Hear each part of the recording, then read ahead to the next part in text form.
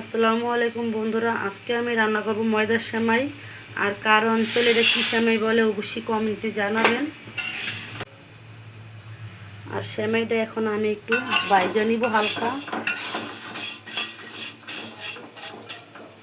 আর আর সেমাইটা রান্না করার জন্য আমি পাশে একটা চুলার মধ্যে দিয়ে দিতেছি দুধ। আর আমি এখানে মিলিলিটার তরল দুধ ব্যবহার করতেছি। আর আমি এখানে 1 লিটার দুধ নিয়ে নিচ্ছি।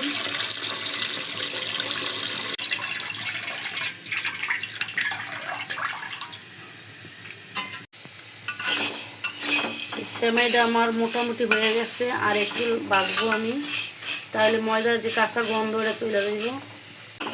সেমাইটা আমার মোটামুটি ভাজা হয়ে গেছে, এখন আমি সেমাইটা উঠে নিব। আর আমি এখন দিয়ে দিলাম 4 থেকে 5টা এলাচ, 2টা দারচিনি আর 2টা তেজপাতা।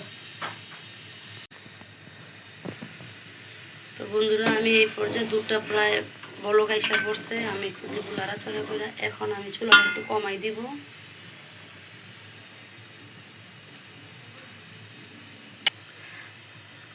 আর এদিক দিয়ে আমি ভেজে রাখা সেমাইটা এখন ধুয়ে নিব।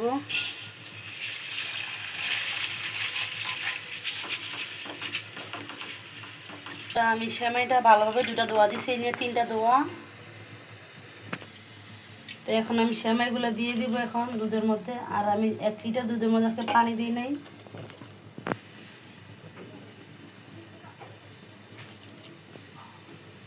তো আমি এখন কিছুটা পানি দিয়ে দিব। দুধের প্যাকেটটা ধুইয়া পানি আমি দিতাম না, মনে হইতেছে একটু লাগবে, তাই হালকা একটু পানি দিয়ে দিলাম।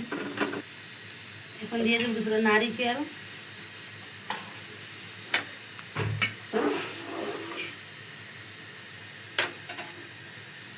আর এখন আমি কিছুটা বাদাম, চীনা বাদাম, যেটা আমরা রেগুলার খাই, ওই বাদামটা ভাইজা নিব।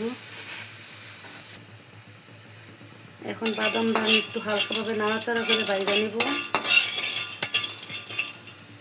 এখন আমি দিয়ে দেবো খেজুরের গুড়।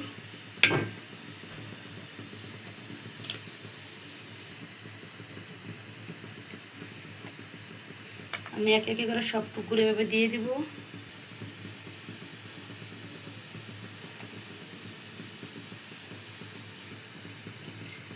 এখন আমি চিনিটা, আমি যদি গুড় যদি আমার ঠিকঠাক হয় তাহলে আর দিব না, আমি পরে চেক করে আবার গুড় প্রয়োজনে অ্যাড করে দিব।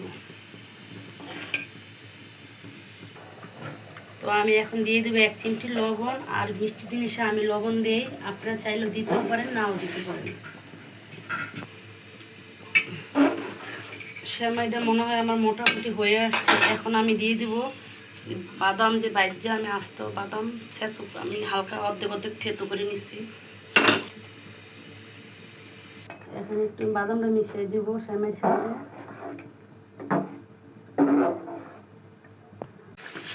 তো বন্ধুরা, এই যে আমার সেমাইটা পুরো হয়ে গেছে, একদম রেডি।